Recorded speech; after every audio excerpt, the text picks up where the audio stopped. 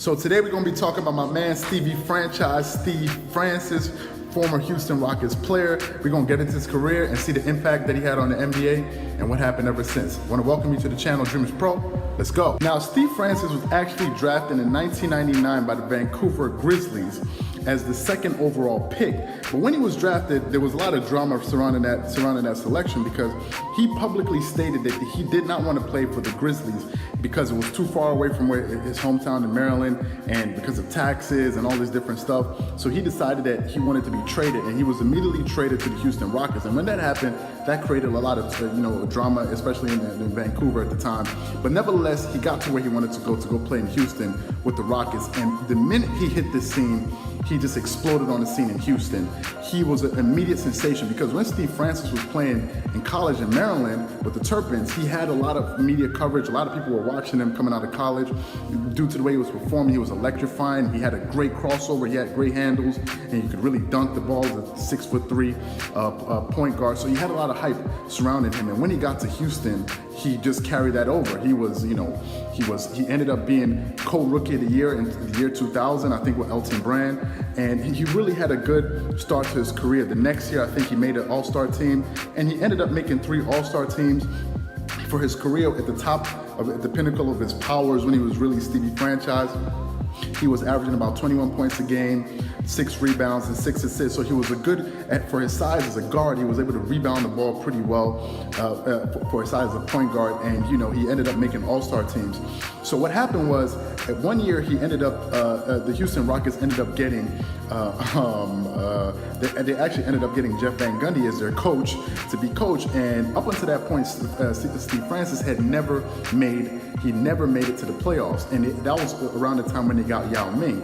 So when Jeff Van Gundy came to when he came to coach the Houston Rockets, he wanted to bring in his own philosophy. He was more defensive minded. So for that first year when he came in, Steve Francis's averages as far as scoring actually dipped. I think they dipped down to like 18 points a game. So he really clashed heads with the coach. But in return for that, he ended up making the playoffs for the first time in his career, where they went on to face the Lakers at that time with Shaq and Kobe. And of course, the Lakers ended up beating him that year and knocking him out of the playoffs. But that was his first time of really, having playoff success. And I remember a video of him saying, yeah, that night we definitely popped champagne for making it to the playoffs. So he was really, really excited about that. His career is beginning to look like it's on an upwards trajectory, and people thought, okay, great, this is what's going to happen. He's going to end up, he's going to get further in the playoffs. But as time went by, I guess playing under the system of Jeff Van Gundy and how things were working, he didn't really want to play the way that Jeff Van Gundy wanted him to play. They ended up trading away his best friend at the time, Cuttino Mobley, who had always been his teammate since he came into the league.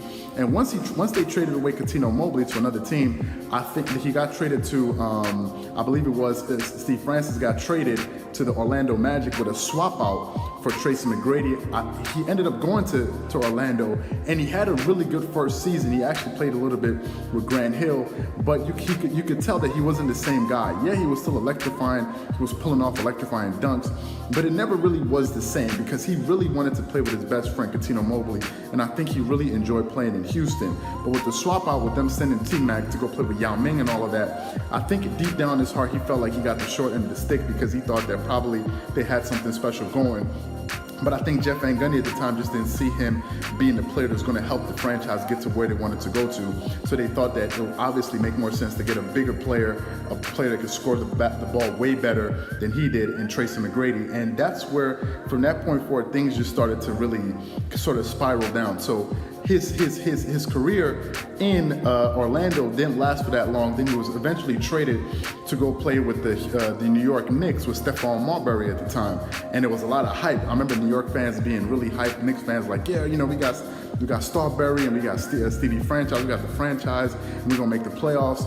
And that pairing never worked out. And from that point forward, things just started to go down. And next thing you know, he was playing outside the league in X, Y, and Z. And from that point forward, he was never the player again. He became, yes, he was a 3-time All-Star, and he had a lot of promise, and he was one of my favorite players to watch at the time. But his career just never was the same that that it was in the past. And it was one of those stories where we as NBA fans and sports fans, we sort of sit back and scratch our heads and wonder, whatever could have happened? Whatever happened to Stevie Francis? What happened to him? And if you remember in the video that we did on Derrick Rose had a sort of like the same similar situation, but D Rose kept on fighting. He kept on fighting. For him, it was just injuries. So he kept on fighting till he got back to where he was, till he had a career year with the Grizzlies, interestingly enough. But that's not really what happened with Steve Francis. Since then, we never really heard about him. It's only sports fans like me and others that would really watch him at the time that really know who he is and what he did for the Houston Rockets. He ended up playing in China and all of that, but he never really got back to the point where he started off his career from.